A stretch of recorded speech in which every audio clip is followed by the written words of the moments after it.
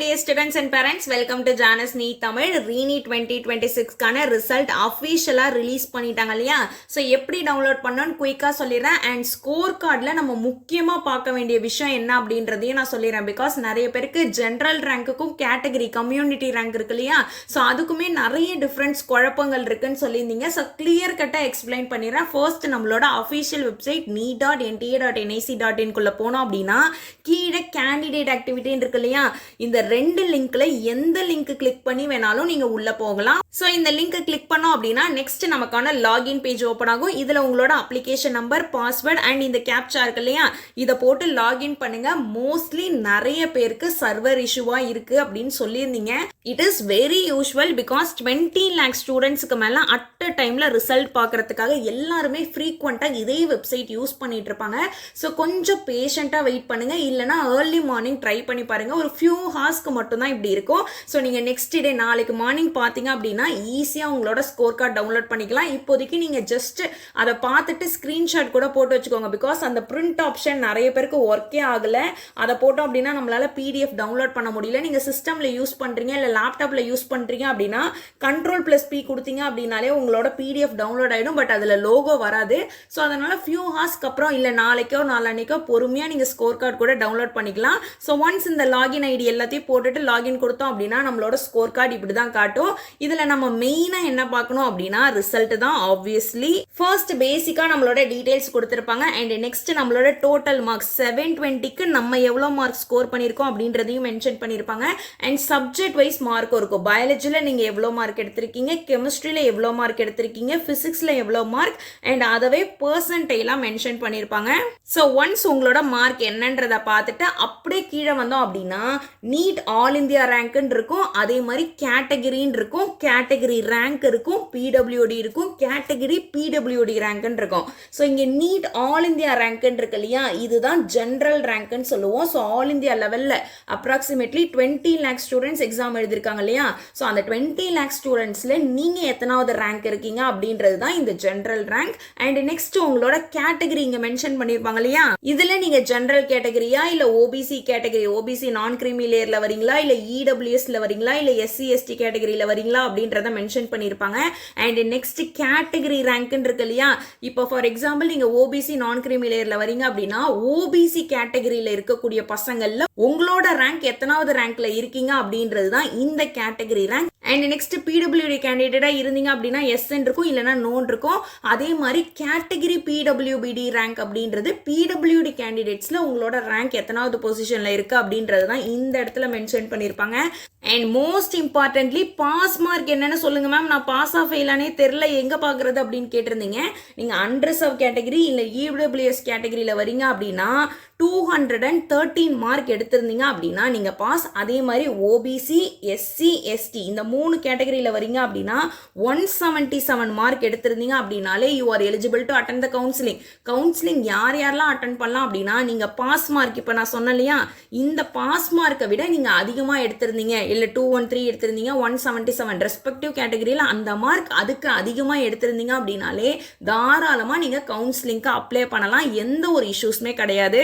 அதே மாதிரி PWD கேண்டிடேட்டுக்கான pass mark டிஃப்ரெண்டா இருக்கும். இதுவே நீங்க பிடபிள்யூடி கேண்டிடேட் அன்ரிசர்வ் இடபிள்யூஎஸ் இருக்கீங்க அப்படின்னா 194 மார்க் எடுத்திருந்தீங்க அப்படின்னாலே you pass the NEET exam. அதே மாதிரி OBC persons with benchmark disability ஸ்டூடெண்ட்ஸா இருந்தீங்க அப்படின்னா 177 பாஸ் மார்க். அதே மாதிரி எஸ்சி ஸ்டூடெண்ட்ஸ்ல பிடபிள்யூபிடி ஸ்டூடெண்ட்ஸ் இருந்தீங்க அப்படின்னா 177, எஸ்டி ஸ்டூடெண்ட்ஸ்க்கு 178 எடுத்திருந்தீங்க அப்படின்னா நீங்க பாஸ் ஆயிட்டீங்க நீட் எக்ஸாம்ல அப்படின்றது தான் அர்த்தம். அண்ட் அந்த ரெஸ்பெக்டிவ் மார்க்ல எவ்வளவு கேண்டிடேட்ஸ் இருக்காங்க, ஃபார் எக்ஸாம்பிள் 700ல இருந்து 200 ரேஞ்சில் எவ்வளோ ஸ்டூடெண்ட்ஸ் இருக்காங்க அன்ரிசர்வ் கேட்டகரியில் அப்படின்னு பார்த்தோம்னா 9,96,935 ஸ்டூடெண்ட்ஸ் இருக்காங்க. அதே மாதிரி ஒரு கேட்டகரிக்குமே எவ்வளோ ஸ்டூடெண்ட்ஸ் அந்த மார்க்ல இருக்காங்க அப்படின்றதையும் மென்ஷன் பண்ணியிருக்காங்க.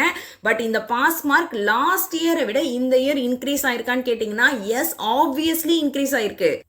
பிகாஸ் லாஸ்ட் இயரோட பாஸ் மார்க் நம்ம பார்த்தோம் அப்படின்னா அன்ரிசர்வ் கேட்டகரிக்கு 144 தான் பாஸ் மார்க், அதே மாதிரி அன்ரிசர்வ் பிடபிள்யூடி ஸ்டூடெண்ட்ஸ்க்கு 127 தான், இடபிள்யூஎஸ் ஸ்டூடெண்ட்ஸ்க்கும் 127 தான் பாஸ் மார்க், அதே மாதிரி ஓபிசி எஸ்சி எஸ்டி கேட்டகரி ஸ்டூடெண்ட்ஸ்க்கு 113 எடுத்தாலே பாஸ் மார்க். பட் இந்த வருஷம் பார்த்தோம் அப்படின்னா ஓபிசி எஸ்சி எஸ்டி கேட்டகரிக்கு 177 மார்க்னு சொன்னோம் இல்லையா. ஸோ லாஸ்ட் இயரை விட இந்த இயர் லிட்டரலா 64 மார்க்ஸ் இன்க்ரீஸ் ஆயிருக்கு. ஸோ ஆப்வியஸ்லி கட் ஆஃபுமே இந்த வருஷம் இன்க்ரீஸ் ஆகும். லாஸ்ட் இயர் கட் ஆஃப் விட இந்த வருஷம் இன்க்ரீஸ் ஆகும்.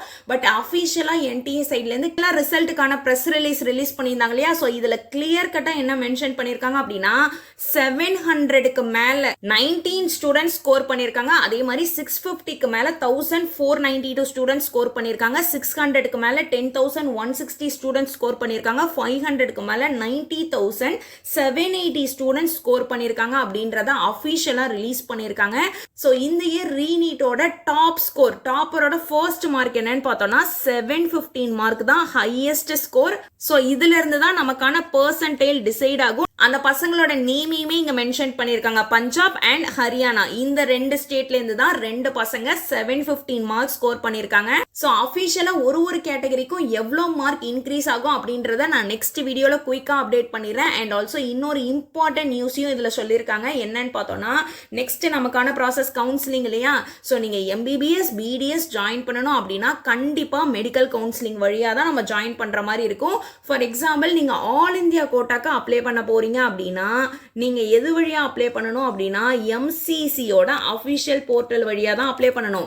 பட் இதுவே நீங்க தமிழ்நாடு ஸ்டேட் கவுன்சிலிங் அட்டென்ட் பண்ண போறீங்க, தமிழ்நாடு ஸ்டேட் கோட்டாக்கு மட்டும் தான் அப்ளை பண்ண போறீங்க அப்படின்னா நீங்க தமிழ்நாடு மெடிக்கல் செலெக்ஷன் இருக்கு இல்லையா. ஸோ அந்த வெப்சைட்ல தான் நம்ம அப்ளை பண்ற மாதிரி இருக்கும். இதுக்கான அப்ளிகேஷன் போர்ட்டல் ஆல்ரெடி ஓபன் பண்ணிட்டாங்க, இன்னும் லாஸ்ட் டேட் அனௌன்ஸ் பண்ணல. அண்ட் ஆல் இந்தியா கோட்டாக்கான அப்ளிகேஷன் ஃபார்ம் இன்னும் ஓபன் பண்ணல. வெரி சூன் ரிசல்ட் ரிலீஸ் பண்ணிட்டாங்க இல்லையா. வித்தின் 2 டேஸ்க்குள்ளேயே நமக்கு ரிலீஸ் பண்றதுக்கான நிறையவே சான்சஸ் இருக்கு. ஸோ ஆல் இந்தியா லெவல்ல இருக்கக்கூடிய எல்லா கவர்மெண்ட் மெடிக்கல் காலேஜஸ் இருக்கு இல்லையா, கவர்மெண்ட் மெடிக்கல் காலேஜ்ல 15% சீட் எல்லாமே ஆல் இந்தியா கோட்டாக்கு போகும். அதே மாதிரி நீங்க எய்ம்ஸ் ஜிப்மர் காலேஜஸ்லாம் இருக்கு இல்லையா. ஸோ இதுல இருக்கக்கூடிய 100% சீட்ஸ் எப்படி ஃபில் ஆகும்னு பார்த்தோம்னா அதுவுமே ஆல் இந்தியா கோட்டால தான் ஃபில் பண்ணுவாங்க. அதே மாதிரி இந்தியாவில் இருக்கக்கூடிய எல்லா டீம்டு யூனிவர்சிட்டிஸ் இருக்கு இல்லையா. ஸோ அது எப்படி சீட் ஃபில் பண்ணுவாங்கன்னு பார்த்தோம்னா அதுவுமே ஆல் இந்தியா கோட்டால. அப்போ நம்ம ஸ்டேட் கோட்டால என்ன வரும் அப்படின்னா 85% சீட்ஸ் கவர்மெண்ட் காலேஜஸ் இருக்கு இல்லையா. தமிழ்நாடுல இருக்கக்கூடிய 85% கவர்மெண்ட் காலேஜ் சீட்ஸ் வந்து தமிழ்நாடு ஸ்டேட் கோட்டா வழியா தான் ஃபில் பண்ணுவாங்க. அண்ட் அது இல்லாம 22 private medical college self financing colleges இருக்கு, அதோட சீட்டுமே 100% நம்மளோட தமிழ்நாடு மெடிக்கல் கவுன்சிலிங் வழியா தான் ஃபில் பண்ணுவாங்க. அண்ட் அது இல்லாம 5 ஸ்டேட் பிரைவேட் யூனிவர்சிட்டிஸ் இருக்கு. ஸோ அதோட சீட்டுமே ஃபுல்லா எப்படி ஃபில் பண்ணுவாங்கன்னு பார்த்தோம்னா நம்மளோட தமிழ்நாடு கவுன்சிலிங் பத்தி தான். கவுன்சிலிங் பத்தி உங்களுக்கு ஏதாவது டவுட்ஸ் இருக்கு அப்படின்னா ஆல்ரெடி நம்மளோட சேனல்ல பிளேலிஸ்ட் செக்ஷன்ல தமிழ்நாடு எம்பிபிஎஸ் பிடிஎஸ் கவுன்சிலிங் 2026 ஒரு பிளேலிஸ்ட் இருக்கும். ஸோ இது வரைக்கும் கவுன்சிலிங் பத்தி நான் என்னென்ன இன்ஃபர்மேஷன்ஸ்லாம் ஷேர் பண்ணியிருக்கணும், ஸ்டார்டிங் ஃப்ரம் ரவுண்ட் 1லேருந்து ரவுண்ட் 4 வரைக்கும் என்ன கவுன்சிலிங்ல நடக்கும் அப்படின்னு கிளியர் கட்டா ஒரு வீடியோ போட்டிருக்கேன். அதே மாதிரி அப்ளிகேஷனுக்கான ஸ்டெப் பை ஸ்டெப் டெமோவா இருக்கட்டும், லாஸ்ட் இயரோட கட் ஆஃப் இருக்கு இல்லையா 36 கவர்மெண்ட் மெடிக்கல் காலேஜ்ல எவ்வளோ கட் ஆஃப் எவ்வளோ ரேங்க் எடுத்த பசங்களுக்கு லாஸ்ட் இயர் சீட் கிடைச்சிருக்கு, அதே மாதிரி 22 பிரைவேட் காலேஜஸ்க்கு எவ்வளோ மார்க் எடுத்த பசங்களுக்கு சீட் கிடைச்சிருக்கு, பிரைவேட் யூனிவர்சிட்டிக்கு, இது எல்லாத்துக்குமான வீடியோவுமே அந்த பிளேலிஸ்ட்ல இருக்கும். இதுல ஏதாவது நீங்க தெரிஞ்சுக்கணும்னு நினைச்சீங்கன்னா கண்டிப்பா போய் அந்த பிளேலிஸ்ட்டை விசிட் பண்ணி பாருங்க. அண்ட் எவ்வளோ நம்ம கட் ஆஃப் எக்ஸ்பெக்ட் பண்ணலாம் இந்த இயர் அப்படின்றத நான் நெக்ஸ்ட் வீடியோல குயிக்கா அப்டேட் பண்ணிடுறேன். மறக்காம நம்ம சேனல் சப்ஸ்கிரைப் பண்ணிக்கோங்க. So all the very best. இப்போ போய் நல்லா படுத்து தூங்குங்க.